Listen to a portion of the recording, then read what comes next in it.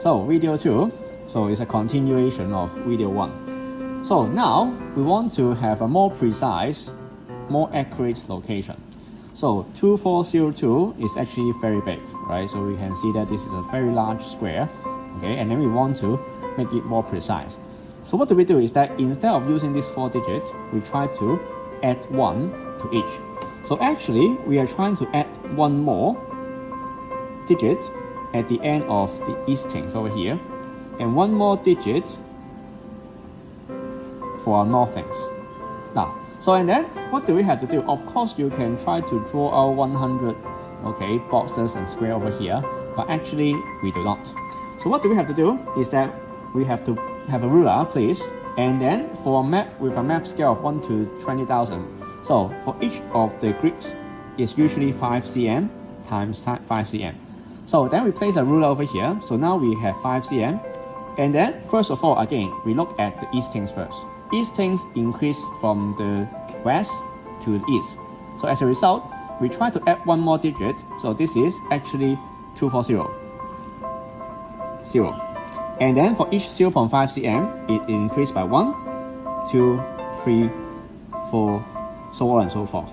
So and then as a result, we actually reach the area 9, 8, and 9, right over here. Can you see it? So let me zoom it in a little bit. Now, then, if it's just the first time we do grid reference, you can actually try to draw this, okay, draw this out. So now we located the easting, which is 248, 249. So, but which one is the most accurate one? So then we talk about later. So we look into again the northings. So northings again, so since it's increasing to the north, so now we place our ruler vertically. Again, so you can start from the bottom, okay, and then it will be starting from, if you go back here, will be 02, right? So 020 and then 1. But of course you can count it from the top, so it will be much more quickly.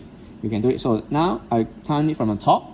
So then this will be 9, this will be 8, and then 7, right?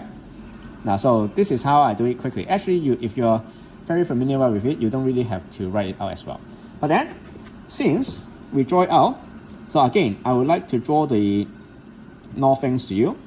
So we have 1 over here, and then is 028 and 029. So I also draw out 029 just for reference, and then I will draw out 249 as well. Now, so again, how do we define which of the grid reference is the more accurate one? So over here we have 248, 249, and then we also have 028, 029.